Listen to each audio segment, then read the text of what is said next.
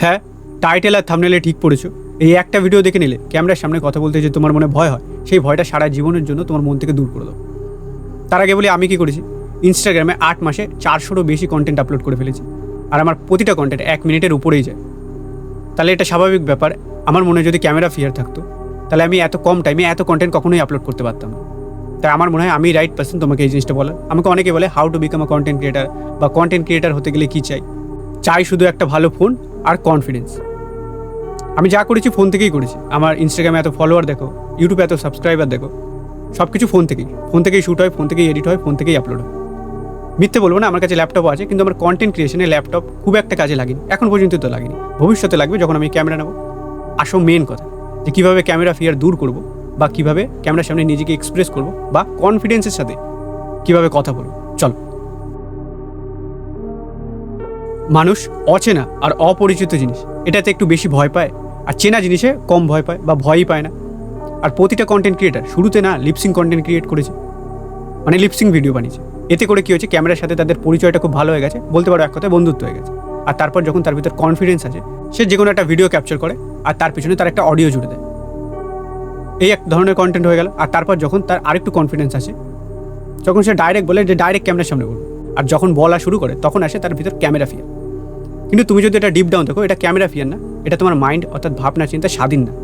তাই যখনই ক্যামেরার সামনে এসে কিছু বলতে যাও, সব কিছু একবারে ঘুলিয়ে যায়।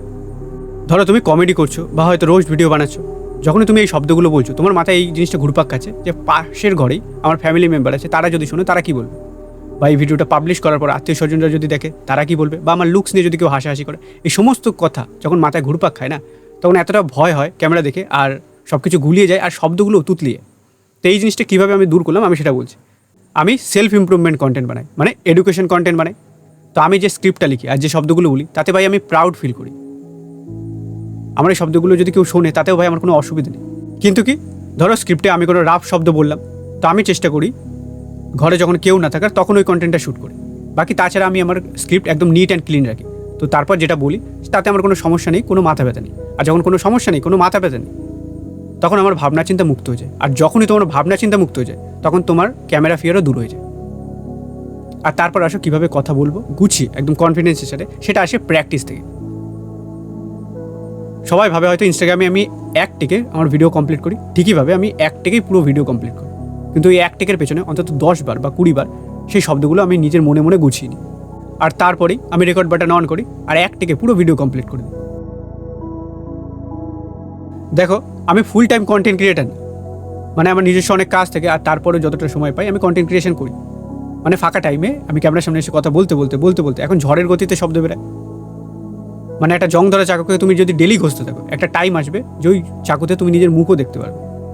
কেন? কারণ সেটার উপর তুমি ডেলি কাজ করছো, ডেলি প্র্যাকটিস প্র্যাকটিস প্র্যাকটিস।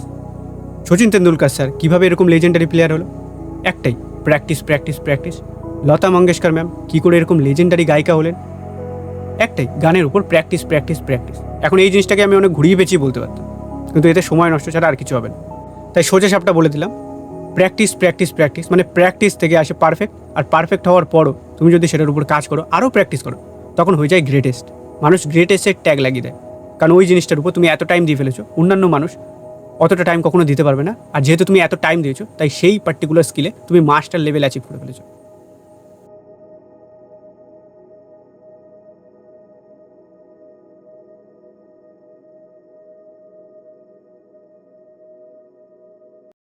जब भी कोई काम करो, जब भी कोई कार्य करो, तो उसे ऐसे करो कि काम को गर्व हो कि तुमने उसे किया है।